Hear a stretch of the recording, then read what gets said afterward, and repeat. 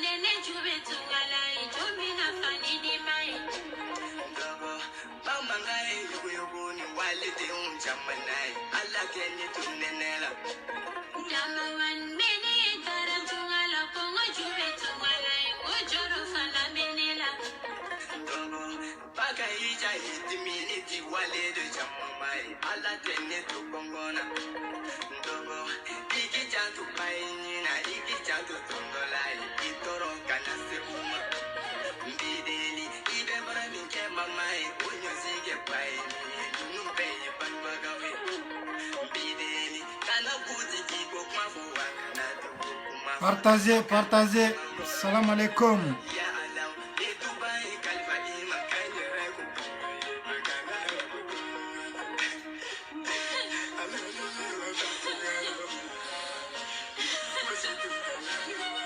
Partagez à Jomoukala. Assalamu alaikum, Malion. Du sujet de consulat Mali Deka. Nina.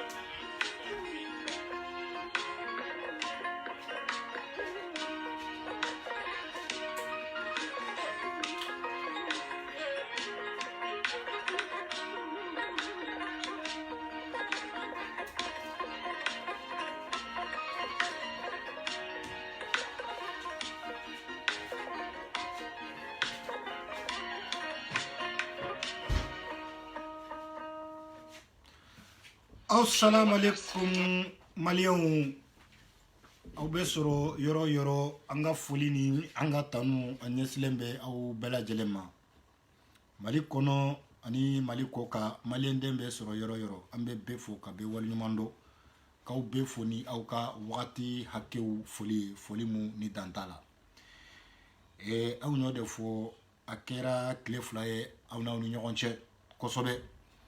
sabu ka da kan an kun ye wagatinin kɛ an tunna yɛrɛ dɛ nka o n'a ta o t'a yira k'a fɔ ko an sen bɔra kɔnba kɔnɔ anw y'o de fɔ an ko nin kɔnba ye anw kalikan de don anw donna kɔnɔ dɛ kɔnba in fana foyi t'a to k'anw bɛ kɔnba in bila ka sɔrɔ maliw ma lafiya maliendenw ma lafiya mali yɛrɛ ma se k'a yɛrɛ sɔrɔ walasa an ka kɔnba in bila fo mali de ka se k'a yɛrɛ sɔrɔ ni mali y'a yɛrɛ sɔrɔ waati min na maliendenw ka fɔ alhamdulilayi o la anw bɛ se k'an sen bɔ kɔnba la fasojɔ fana fɛn dɔ de don i b'a daminɛ a tɛ ban faso joli tɛ k'a fɔ ko mouvement kelen wulila k'an b'o mouvement na o banna dɔrɔn ta ko y'a bannen ayi o tɛ fasojɔ ye dɛ si baara de don i b'a la de fo wagati musa fo habu voilà l'an balimaw an bɛ maliɲɛnw bɛ fo foli tɛmɛnen kɔfɛ aw minnu bɛ page kan nin ye page kura de ye page in an b'a ɲini aw fɛ a ka abonné a ka partager a ka j'aime k'a kan a bɛ diya n ye kosɛbɛ on a beaucoup d'informations caman b'an bolo an bɛna information minnu ta k'a di aw ma minnu bɛ se ka kɛ sababu ye n'an bɛɛ lajɛlen bɛ se ka wuli ka jɔ kɛ ka cɛsiri kɛ kow la ko minnu a nafa n'a bɛ anw yɛrɛ kan o ye jumɛn ye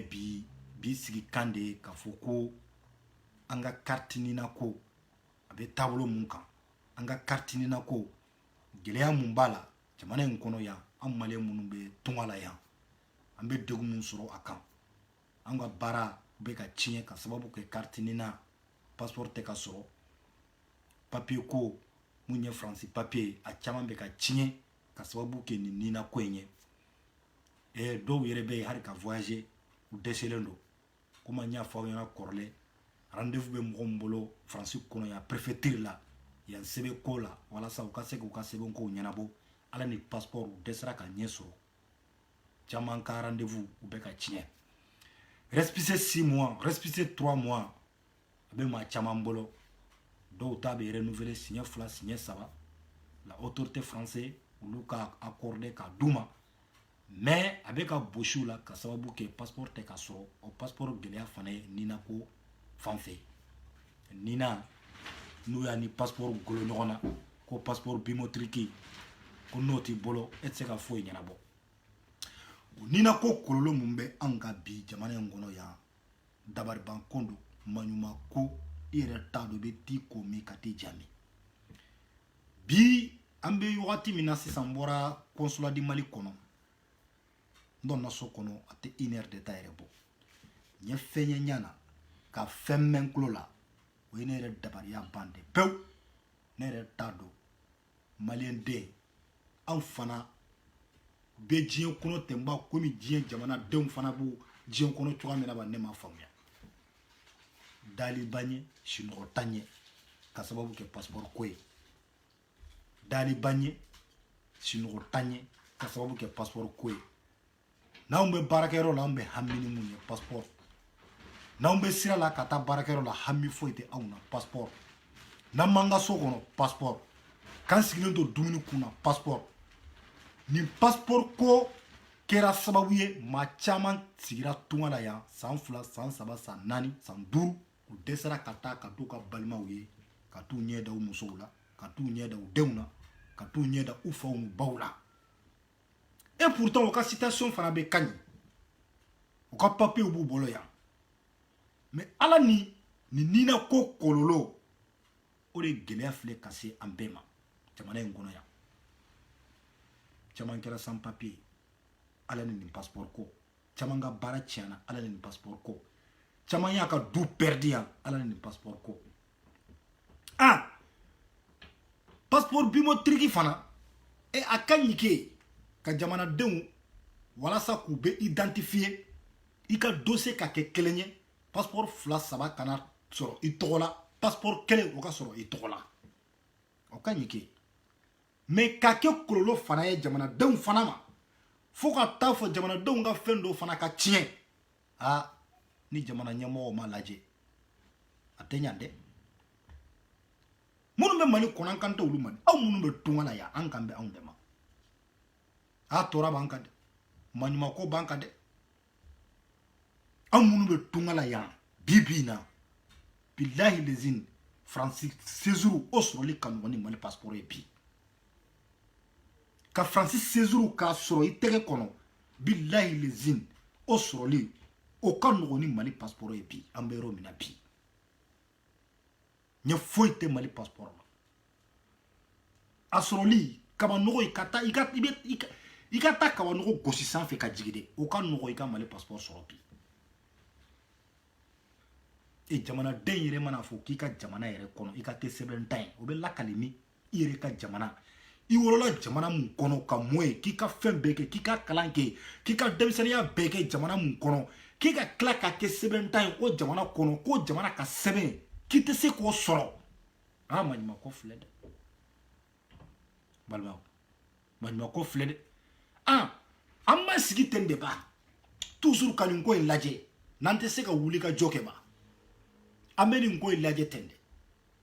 sabu a daminɛ waati en 2014 2015 a kɔlɔlɔ depuis a kun bɛ a kɔlɔlɔ daminɛna waati min na collectif main propre kɔni wulila wuli ye kɛlɛ kɛ ka fɛɛrɛ bɛɛ kɛ waati nina sɔrɔli de kun ka gɛlɛn ni passeport ye nina in de k'a sɔrɔ o de kun ka gɛlɛn ni passeport ye mais ala ni collectif main propre sababu la nina ko o nɔgɔyara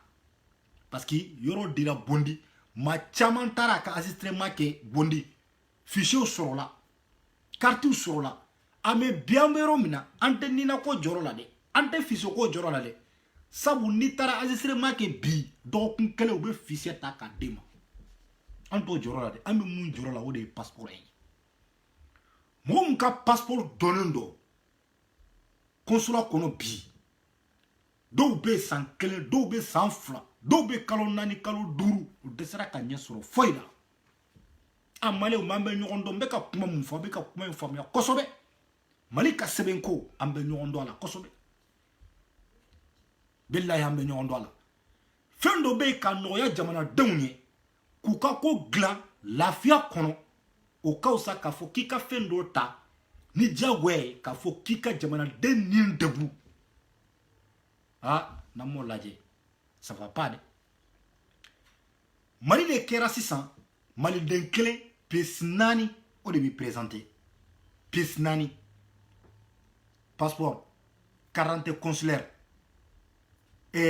carte nina ani ka wolo sɛbɛn o bɛ se ka kɛ cogo di nin bɛɛ dun bɛ sɔrɔ ni wolo sɛbɛn de b'a yira k'a fɔ k'i wolola nin jamana in kɔnɔ wolo sɛbɛn de b'a yira k'a fɔ k'i wolola nin dugu in na wolo sɛbɛn de b'a yira k'a fɔ k'i wolola yan fɛ o wolo sɛbɛn de b'a to i bɛ passeport sɔrɔ i bɛ carte sɔrɔ wolo sɛbɛn de b'a to i bɛ nina sɔrɔ mais e bɛ taa wolo sɛbɛn kelen de da bi u b'a fɔ ko wolo sɛbɛn ko wolo sɛbɛn ɲuman tɛ i bɛ taa wolo sɛbɛn de da bi consulat kɔnɔ u bɛ tila k'a fɔ ko wolo sɛbɛn tɛ wolo sɛbɛn ɲuman ye o yɛrɛ ni ala cɛ ni Mali tɛ nin bɛ kɛ jamana jumɛn kɔnɔ n'an kumana u b'a fɔ maa minnu bɛ consulat kɔnɔ k'an t'u bonya k'an b'o dɔgɔya de mais ko n'anw taara yan administration na k'an bɛ yan mɔgɔw k'an b'u bonya balimaw e ka taa yan sécurité sociale la e ka taa yan impôt la e jɔlen bɛ hakɛ la maa wɛrɛw de taalen don minnu fana bɛ mɔgɔw informer ka ɲa walasa u ka kow bɛ se ka nɔgɔya u bolo cogoya min na depuis aw jɔtɔ i b'a ye o maaw bɛ ɲɛsin aw ma k'aw ɲininka aw nakun ye mun ye aw bɛna mun dilan mun y'aw ka haminako ye depuis o yɔrɔ est-ce que y'a faamuya u b'i bilasira walasa e fana kana don fili kɔnɔ i bɛ mun nɔfɛ i ka se k'a sɔrɔ nɔgɔya la o ye ni jɔlen bɛ yen dɛ n'u y'u wele téléphone fana la u bɛ tila k'i ɲininka de i ka wele kun ye mun ye n'i y'o fɔ u bɛ tila k'i bilasira téléphone kɔnɔ hali n'aw banna u bɛ tila k'a fɔ ko 15 wɛrɛ b'i bolo ba ɲininkali wɛrɛ b'i bolo ba u k'u bilasira o la ne m'o tigi bonya o e bɛ jɔn bonya anw ta ni donna consulat kɔnɔ i tɛ maa sɔrɔ maa mun bɛ se k'a fɔ ko nin ye n ka jamanaden de a nana a sera a bara ka ban a nana a ka sɛbɛn ko de la an ka lajɛ n'an b'a bila sira cogoya min na walasa a ka sɛbɛn a ka se ka sɔrɔ nɔgɔya kɔnɔ depuis dontɔ u b'u ɲɛ de kumu k'i lajɛ i b'a fɔ k'u bɛ ni dun de ne ka impôt bɛ ka maa mun sara maa mun bɔra Mali la ka na yan a sababu kɛra ne mun ye k'a kana ne ka kow de ɲɛnabɔ et n'o tigi ko k'a t'a fɛ ka ne fana ye aw yɛrɛ ni Ala cɛ an bɛ taa min an bɛ taa min ne yɛrɛ ka impôt ne ni e anw ka impôt bɛ ka mɔgɔ mun sara yan ne ni e ka impôt bɛ ka essence don mɔgɔ mun ka mobili kɔnɔ ne ni e ka impôt bɛ ka mɔgɔ mun ka so sara yan ne ni e ka impôt bɛ ka fɛn bɛɛ kɛ maa mun ye n'o mɔgɔ kelen de tilala k'a fɔ ko ne jɔlen k'a t'a fɛ ka ne ye ɲana an bɛ taa min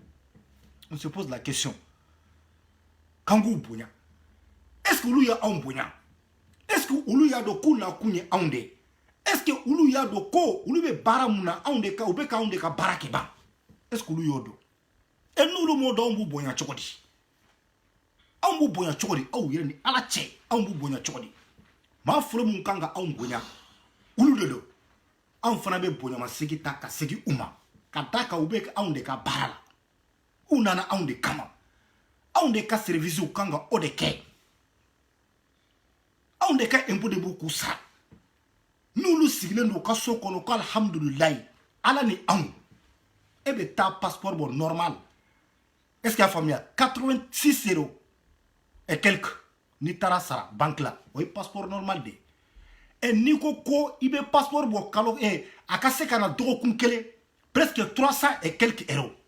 o wari o wari bɛ o wariw bɛ ka don kɛsu kɔnɔ jɔn bɛ ka wari bɔ a ka poche kɔnɔ ne ni e de don ne ni e bɛ ka o wari mun bɔ de o wari de bɛ ka kɛ ka consulat in sara o wari de bɛ ka kɛ k'olu fana sara o wari de bɛ ka kɛ ka imprimante ninnu sara ye o wari de bɛ ka kɛ ka courant sara ka ji sara o wari de bɛ ka kɛ ka café d'u ma ye o wari de bɛ ka kɛ ka chaise d'u ma o wari de bɛ ka kɛ ka ordinateur sa k'a d'u ma ye walasa anw ka baara ka se ka kɛ nɔgɔya kɔnɔ mais ayi olu ko k'olu t'a fɛ k'u ɲɛ da anw kan u mako tɛ anw na an bɛ taa min bi n taara consulat la nina ko denmisɛnnin caman de bɛ yan an bɛ wagati min na sisan komi kɔrɔlen an kun y'a fɔ aw ɲɛna cogoya min na toujours c'est la même citation kelen de don dɔw ta faransi ye 6 mois récépissé ta k'a d'u ma avec autorisation de travail dɔw ta u ye 3 mois récépissé ta k'a d'u ma avec autorisation de travail dɔw ta u ye 10 ans accordé k'a fɔ k'u bɛna 10 ans d'u ma avec autorisation de travail et dɔw fana ta u ka patron ye layidu ta u ye ka ban a tɔ tora ka passeport de sɔrɔ walasa u ka taa préfecture la ka taa rendez-vous ɲini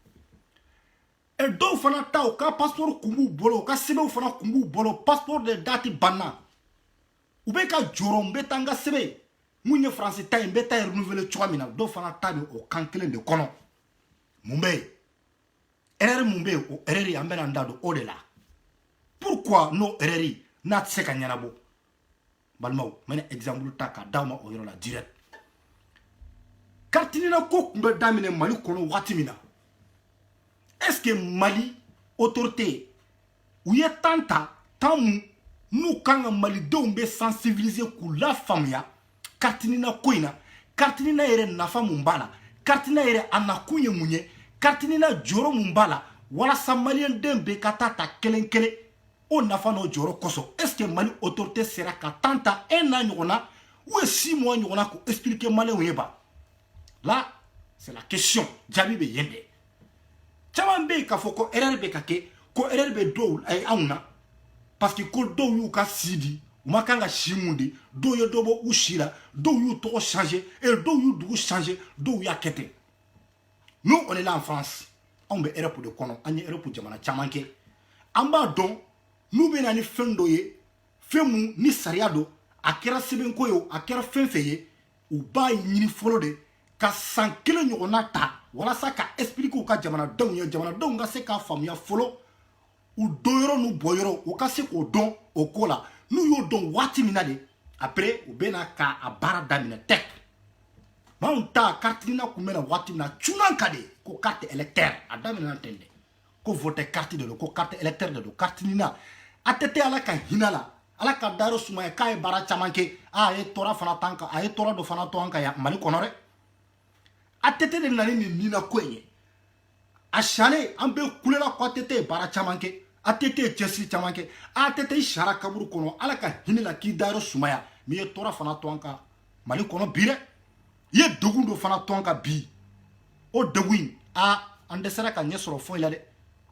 don o don kasi don o don kasi don o don dusu kasi ka sababu kɛ nina ko in nina in kun bɛ na waati min na Mali ma temps ta ka nina expliquer malidenw ye malidenw ka se ka nina faamuya ka nina jɔyɔrɔ ka se k'a dɔn nafa mun b'a la Mali m'o kɛ o waati fana a ma expliquer malidenw ye k'a fɔ ko nina n'a t'i bolo k'i tɛ se ka passeport sɔrɔ o waati o ma fɔ mɔgɔ yɛrɛ o waati fana o ma fɔ a fɔra de ko carte nina bɛna bɔ o carte nina mun bɛna bɔ k'a bɛna kɛ carte électeur de ko n'a t'i bolo k'i tɛ se ka voter o ye kelen ye a filanan carte nina u kun bɛ taa enregistrement kɛ waati min na burusi kɔnɔnaw la aw yɛrɛ bɛɛ bɛ anw dɔn anw minnu ye burusi kɔnɔnadenw ye n'anw wolola burusi kɔnɔ anw ni Bamakɔ ka den ninnu Kayi ka den ninnu Sikaso ka den ninnu minnu wolola dugubaw kɔnɔ an tɛ kelen ye olu wolola hôpitalisow de kɔnɔ minnu ye dɔgɔtɔrɔsow ye dɔgɔtɔrɔw bɛ heure sɛbɛn ka date sɛbɛn ka fɛn bɛɛ k'a la olu ta a ka nɔgɔ anw dun anw minnu wolola burusi kɔnɔ anw ta ye mun ye salon samiya ɲana cogoya min na salon ɲɔba sɔrɔla salon kababa sɔrɔla e wolola o san de salon karasa ka kɔɲɔ kɛra san mun na e wolola o san de an sera ka nin du in jɔ don min na de e wolola o san de aw yɛrɛ ni ala cɛ anw burusi kɔnɔ mɔgɔw bɛɛ ta bɛɛ tɛ dɛ date tɛ aw na aw ma wolo hôpital kɔnɔ n'i bɛ taa o mɔgɔ sugu ka sɛbɛn dilan i kan ka sɛbɛn dilan cogo ka expliquer ye ka temps dɔ ta ka expliquer ye a ka se k'a faamuya kosɛbɛ sɛbɛn in yɛrɛ bɔkun ye fɛn mun ye a nafa ye mun ye ka se k'a f'a ɲɛna a ka se k'a faamuya mais u taara an bɛɛ cɛ ka na n'an ye ka ordinateur sigi ka denmisɛnninw bɛɛ ta date ko ma ɲininkali kɛ tɔgɔ ko ma ɲininkali kɛ karisa tɔgɔ n'a bɛnna ni ne suguna ye ni dɔ wɛrɛ bɔra ne kɔfɛ dɔrɔn ta ne o suguna kelen de bɛ k'a la n'a sɔrɔ ni ne ye 84 ye o 84 kelen de bɛ kɛ nin fana ta la n'a sɔrɔ nin ye 85 ye o 85 kelen de bɛ kɛ nin fana ta la kalo ma k'a la jour ma k'a la foyi ma k'a la u y'a bɛɛ pirite parta tɛ k'a bɛɛ ɲagami ka taga bi maa mun kan ka o dilan k'a fɔ ko kunu an kun bɛ ka baara in kɛ kunu baara in kɛ waati aw ma se ka expliquer ye k'u la faamuya aw ma se ka sɛbɛnniw kɛ ka ɲa aw ma se k'u ka date normaliw yɛrɛ sɛbɛn an'u ka tɔgɔ normaliw yɛrɛ sɛbɛn ko faw n'u baw tɔw yɛrɛ ɲininka est-ce que a faamuya walasa k'u ka ko dilan ka ɲa ko in nafa kosɔn n'o ma se ka kɛ bi n'a tiɲɛna jɔn kan k'o dilan jɔn si c'est pas vous anw de don jɔn kan k'o dilan ni ne in kɛra ka ne to Espagne de u nana ka anw sɔrɔ yen ne ma nina yɛrɛ ko wagati mais anw bilal'u ɲɛ k'a fɔ k'an ka taa mɔgɔw bila maa minnu bɛ fayow kɔnɔ walasa an ka taa u ka se ka u ka nina ko in kɛ bilahi mɔgɔ minnu tun bɛ o dɔn n'u bɔra faransiya ka taa nina ko in na ni ala cɛ ala kulo bɛ n kan na u ye mɔgɔw sigi de dɔrɔn ta u ma hariw ɲininka u ka walesebew ni fɛn na i tɔgɔ n tɔgɔ ye karisa de i jamu ye karisa de i wolola san jumɛn 84 85 u b'a fili tɛ i wolola san mun na o kalo tɛ ɲininkali kɛ o jour tɛ ɲininkali kɛ tɔgɔ in tɛ sɛgɛsɛgɛ ka ɲa o de la caman ka tɔgɔ ni dɔ ye mahamadu ye u b'a kɛ mamadu ye ni dɔ ye suguna ye u b'a kɛ suguna ni dɔ ye kulubali ye u b'a kɛ kulu ni dɔ ye lasana ye u b'a kɛ hasan ni dɔ ye usumana ye u b'a kɛ usu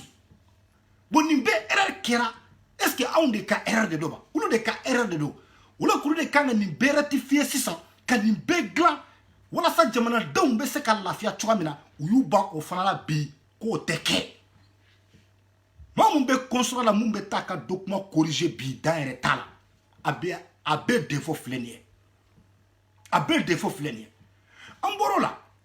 an kɛlen ka bɔ o la sisan mɔgɔw kamana guwanna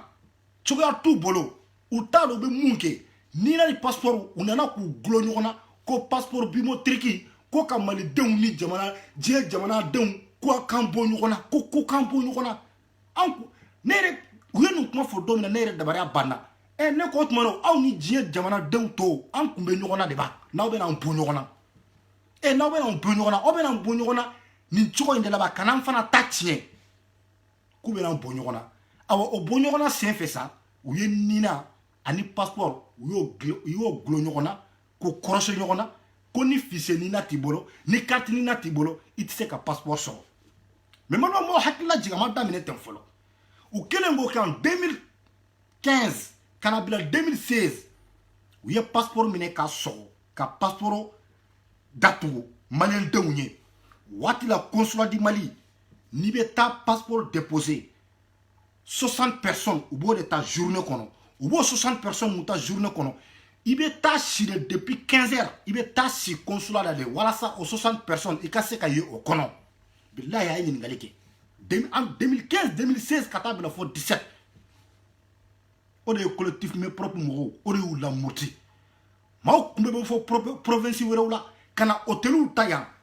u ni 1000 euros 1500 euros bɛ na u ka wari bɛɛ bɛ gosi ka ban de pewu don o don n'i ma taa 15 heures de ka taa si ye ni ala cɛ e kun tɛ sɔrɔ o 60 personnes kɔnɔ n'i ka passeport fana dɔnna kalo 6 kalo 7 walasa k'i ka passeport sɔrɔ o de fana ye baara ye o kɛlɛ kɛra o kɛlɛ banna anw hakili la o y'a ko bannen o yɔrɔ la jaa kojugu wɛrɛ bɛ kɛ k'ale nina fana k'u y'o gulo ɲɔgɔn na ko ka maliyɛndenw ni jamana wɛrɛ denw k'an fara k'an bɔ ɲɔgɔn na o faratɔ k'an bɔ ɲɔgɔn na sa u y'a to bɛɛ de fara san ko na ko bɛ banna san ko ni a ko bɛ banna bon maliyɛnw bi an b'o gɛlɛya de kɔnɔ an b'o tɔɔrɔ de kɔnɔ an dɛsɛra ka ɲɛ sɔrɔ foyi la ne taara maa minnu compagnie bi n'u y'u sigi consulat kɔnɔ k'u ka situation bɛɛ expliquer kow daminɛna cogoya min na degun mun b'u kan gɛlɛya mun b'u kan ka se k'a bɛɛ ɲɛfɔ walasa u ka se ka nɔgɔya sɔrɔ e b'a dɔn u ye mun f'i ɲɛna ko wolosɛbɛn min b'u bolo ko wolosɛbɛn jɛman in de don ko f'u ka na ni wolosɛbɛn bilenman in de ko fo u ka na ni o de ye quoi carton in wolosɛbɛn dɔ to yen o ye bilenman ye ko n'u ma na ni o ye k'o ta yira ko maliyɛnw don ko wolosɛbɛn jɛman in ko de b'u bolo mais ne ko wolosɛbɛn jɛman ani bilenman jɔn b'a dilan a dilanla Mali tɛ yan ni Mali kelen y'o dilan ka tampo k'a la ka sɛtiri k'a la a kɛra mairie min kɔnɔ o bɛɛ kɛra la ka ban o wolosɛbɛn jɛman in jɔn ye bilenman in to ye k'o jɛman di mairie tɛ yan est ce que o défaut ye ne de ye o défaut tɛ ne ye o défaut ye mun bɛ yen n'a sigilen bɛ yen n'a bɛ ka baara in kɛ n'ale ma sɔn ka bilenman in di ne ma n'a ye jɛman in de di ne ma ne kɔni ka foyi t'o la papa est ce que a faamuya bon ko sisan ko jɛman in bɛ mɔgɔ bolo k'a bɛɛ fo de ko fo i ka na ni bilenman in dɛ fɔlɔ bilenman min kun bɛ yen ko f'i ka na ni o de ye n'i ma na ni o ye k'a bɛɛ fo de balima o t'a bannen n ye cɛkɔrɔba dɔ fana sɔrɔ yen san 20 ani ko a bɛ yan o sigilen bɛ a bɛ kasi la ka 10 ans kɔrɔlen a ye a to tora mun ye ko passeport o passeport ko de filɛ nin ye k'a kɛ baara ye ale fana bolo a dɛsɛra ka ɲɛ sɔrɔ a ka passeport la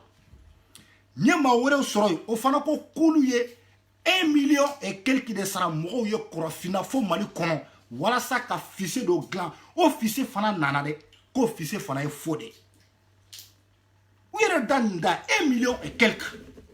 ni ala cɛ yanni o ka kɛ ne la ka kuma in mɛn k'a fɔ ko mɔgɔw bɛ mɔgɔw sara fo kɔrɔfinna 1,100,000 1,50,000 1,50,000 walasa u ka se ka fichier wɛrɛ dilan tuguni ka na n'a ye u ka se ka ɲɛ sɔrɔ u ka kow la walasa u ka passeport sɔrɔ u ta kana tiɲɛ yan n'o fana fichier fana nana ko fichier fana ko faux de don nafa t'o la caman fana bɛ yen banki mun filɛ nin ye Croix du Cerveau ko BVC de b'a wari mun mɔgɔ mun fana ye wari mun sara ye a ka ca ni siɲɛ 3 siɲɛ 4 ye n y'a mɔgɔ caman de ye u bɛ taa wari sara banki la k'a fɔ k'u bɛ t'u ka passeport déposer dɔw bɛ se ka wari sara siɲɛ 3 siɲɛ 4 siɲɛ 5 olu k'u ka tiɲɛ f'u ɲɛna k'a fɔ aw bɛ ka wari o wari sara ten k'a sɔrɔ n'aw ka document kow ma ɲɛnabɔ nafa t'a la ayi hali bi n'i ko k'i bɛ taa wari sara i ka kow ma ɲɛnabɔ yan fɛ olu bɛ wari minɛ ka encaisser l'état ka compte kɔnɔ anw t'a dɔn f'a bɛ taa l'état ka compte kɔnɔ f'a tɛ taa yen anw kɔni t'o dɔn u bɛ wari kɔni encaisser u t'a ɲɛ bɛrɛbɛrɛ f'i ɲɛna e bo o fengeta o irisita katana e consulat la i ka ko te ɲɛnabɔ tuguni u bɛ tila k'i bila k'a fɔ k'i ka taa wari wɛrɛ sara tuguni e bɛ tila ka taa wari wɛrɛ sara tuguni anw ta kɛra wari sara san mun bɛ bɛn u bɛ wari sara la ne dɛsɛra ka sɔrɔ foyi la balimaw papaga awa bɛɛ sigilen bɛ tɛ bɛɛ filɛ tɔɔrɔ kɔnɔ tɛ mɔgɔ si ma lafiya mɔgɔ si ma lafiya ne balimaw bon malien de diaspora an minnu bɛ ko kan ni gɛlɛya yɛrɛ fangama a bɛ anw de kan man b'an ka balimaw wele minnu fana bɛ mali kɔnɔ kɛlɛ o kɛlɛ mana wuli mali kɔnɔ malien de diaspora aw bɛ kule ni anw tɔgɔ ye parce que o don aw ma k'u bɛ financement la wari an k'a ci ka taga i b'a ye k'a fɔ ko ni jɛkulu M5 kun bɛ waati min na ou an tɛ a banna kun bɛ waati min na ou que 2018 campagne la malien de diaspora de bɛ wari cɛ miliyɔn 2 miliyɔn 3 miliyɔn 4 k'a fɔ k'an b'an ka balimaw dɛmɛ u bɛ kɛlɛ mun na mali kɔnɔ est-ce que a faamuya kɛlɛ in ka se ka sebaya sɔrɔ walasa an ka se ka lafiya olu fana bo bɛ kule ni malien de diaspora ye an bɛ malien de diaspora fo minnu bɛ faransi minnu bɛ amérique an ka foli b'u bɛɛ lajɛlen ye mais ni kɛlɛ sebaya sɔrɔla waati min na ka ban dɔrɔn ta u bɛ ɲinɛ an kɔ kabini M5 daminɛna M5 kun bɛ kule ni anw tɔgɔ ye don o don mais depuis M5 ɲɔngirila jɔn y'a mɛn ou jɔn y'a ye k'a fɔ ko an ka hakili to malien de diaspora fana la gɛlɛya dɔw b'u kan mun ye carte ko gɛlɛya ye an k'o kɛlɛ fana kɛ mali kɔnɔ ka wuli ka jo kɛ ka bɔ ka manifester ka bɔ ka fan bɛɛ kɛ mankan ye walasa nin ko in degun a ka se ka bɔ olu fana kan jɔn Mamadou Diko an b'i wele yan Kawjum e bɛ kule la kuma bɛɛ su ni tile an b'i wele yan Rasbach e fana bɛ kule la grand dossier la don o don Ismaël de Bamako la don o don an b'i fana wele yan aw bɛ kule Farabugu la aw bɛ kule Nord la aw bɛ ka kule Bandaw la aw bɛ ka kule Assimi Goïta la mais mɔgɔ si tɛ ka kule ni malien de diaspora ye malien de diaspora bɛ tɔɔrɔ mun kɔnɔ maa kelen si tɛ yen mun bɛ kule ni anw fana ye k'a fɔ ko an ka hakili to olu fana la anw kelen ministre 2 ministre des maliens de l'extérieur u bi sigi fo ka taa fɔ a tagara a ma k'u yɛrɛ tɛ malienw na a t'a dɔn ko malien de diaspora yɛrɛ bɛ yen o ye kelen ye a filanan ministre des affaires étrangères o fana bɛ yen i t'a ye k'o fana wulila ka wuli ka jo kɛ ambassade la parce que ambassade bɛ ale ka mara de kɔnɔ est-ce que a faamuya k'a fɔ k'a ka ambassade fana saisi gɛlɛya mun bɛ malien de diaspora fana kan walasa olu fana ka ɲɛ sɔrɔ a la ayi o ministre si tɛ ayiwa tɔn fila fana bɛ sigilen bɛ malien de diaspora tɔgɔ la 16e m'a dɔn ko 16e débat ale ni haut conseil malien de l'extérieur Habibu Usila filemu ɲɛmɔgɔya la ani Fulakɛ Jallo o fana filemu ɲɛmɔgɔya la olu fana ta ye mun ye Benjiya dɔrɔn u bɛ kule k'a fɔ k'olu de bɛ malien de diaspora k'olu de bɛ anw présenter olu de bɛ anw dɛmɛ association b'a kɔnɔ olu de bɛ nin bɛɛ présenter Mali kɔnɔ mais i t'a mɛn don kelen k'a fɔ ko ni gɛlɛya filɛ malien de diaspora ka bi nin tɔɔrɔ filɛ malien de diaspora ka bi an fana ka wuli ka jo dɔ kɛ walasa k'u dɛmɛ u ka se ka bɔ nin gɛlɛya kɔnɔ ayi et pourtant aw tɛ wuli Mali kɔnɔ n'an tɛ wuli aw nɔfɛ anw tɛ Mali kɔnɔ et n'anw ta tiɲɛna yan a k'a dɔn k'a fɔ k'aw fana ta tiɲɛna Mali kɔnɔ dɛ furasɔngɔ anw de don ni balo tɛ yen anw de don kuran sara anw de don ji sara anw de don fɛn fɛn anw de b'a bɛɛ di hali bi ne ni e sigilen bɛ ka ne lajɛ ne sigilen filɛ video la e ka dɔgɔni muso mana bana i kɔrɔkɛ muso mana bana i ba mana bana e de bɛ wele hali n'i bɛ sonyali de kɛ i bɛ wari bila ka taga denwudi mana wuli e de bɛ wele hali n'i bɛ sonyali de kɛ i bɛ wari bila ka taga kɔɲɔ mana wuli e de bɛ wele hali n'i bɛ sonyali de kɛ i bɛ wari bila ka taga fɛn fɛn mana kɛ ni balo tɛ du kɔnɔ e de bɛ wele ni kuran tigɛra e de bɛ wele aw yɛrɛ ni ala cɛ olu fana sigilen bɛ yen ni degun b'an kan ni gɛlɛya b'an kan olu fana ma se ka fɔ u ka collectif dɔ sigi Mali kɔnɔ ka jɛkulu dɔ sigi Mali kɔnɔ jɛkulu min bɛ anw fana jɔkɔrɔma titi nin nina ko in na walasa k'anw dɛmɛ ayi awa appel bɛ le 5 décembre à partir de 14h malien bɛ yɔrɔ o yɔrɔ an b'a ɲini aw fɛ a ka vidéo in partager Rendez-vous à 14h le 5 décembre. Malien be euro. Francis Kono Yang. Est-ce qu'il y a famille? Bela Djelenka Wouli, Angata Nyon sur Malika Consulat Dala. Bagnolet. Le 5 décembre. Une semaine in le 5 décembre à partir de 14h. Malien be euro. A Maraka, a Fla, a Bamana, a Kado. Ni konibi do Malien de Kibe Yang. Ni na ko degumbi kao. Passeport ko degumbi kao. Ati kao. An Bela Djelenka seka Wouli. Anga ke kono kulu keleye. Anga Wouli kata. Nanyo kele damine Mali aw munu be Mali kono na fana yo ye na ma wuli ka aw deme an fana be tige aw la parce que aw ka kele cité na fana tanga joro ke ola Francis ri cité ya munte an do munte Mali on do ni sandama do kono M5 ou la ngula 2018 campagne an ngula plateforme anti bana an ngula an ni beke ko faso kode nota on mena ka fawnyana an ko na dana an kelema billahi on be fitin mun soroya o be an bo mais aïe, quand lafia, quand na kasoro na aw mal lafia, on te lafia. Ni degumbe aw ka mali kono dali de be aw fana yan suno tanye. Ma aw kan ga nafa dro, mais ka wuli ka joke, ka tesrike non. Mali zene cité mali kono, mun sera ka wuli ka fo kanga la janga collectif do sigi, anga jekulu do sigi, diaspora fana tola, ni degum mbu ka kata korofina damine.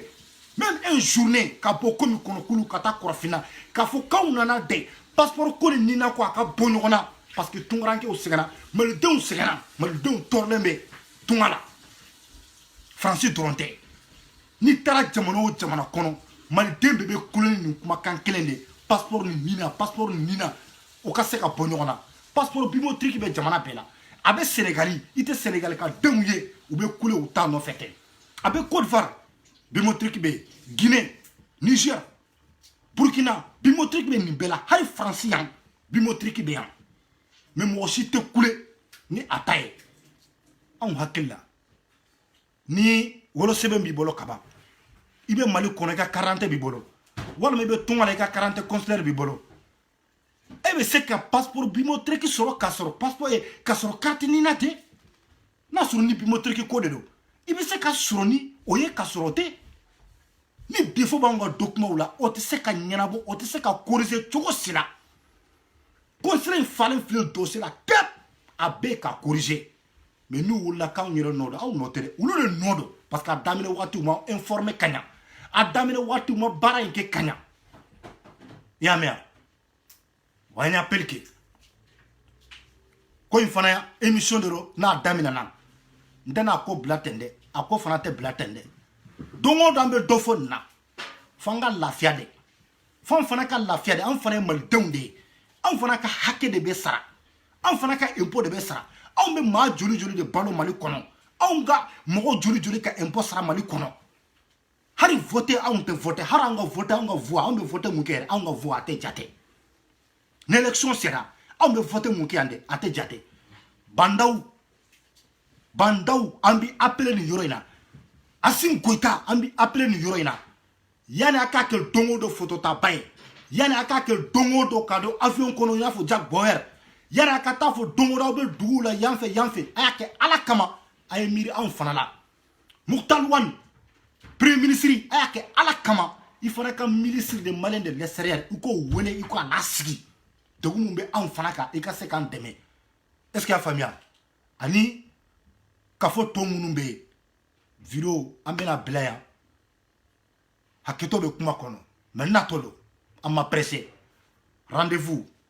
le 5 décembre à partir de 14h devant le consulat du Mali, ambassade de parde consulat du Mali à Bagnolet. Chef Fara Musoka demisen ni makoroba bela jelenka wuli komi kono kulu a cité Fara be ni mo mba fe ka appel ke ka numéro bla ambi ka numéro ta ambi informer kanya tout le monde a tio tebe faye kono be yoro har ni be province la ay bo ay viro partage akatra à partir de 14h maro ni na ko na billahi numa hakili soro kasabali alaba sube bo nanne alache alaba sube bo na parce que ni suma bo na oto ni ko ndabla one love.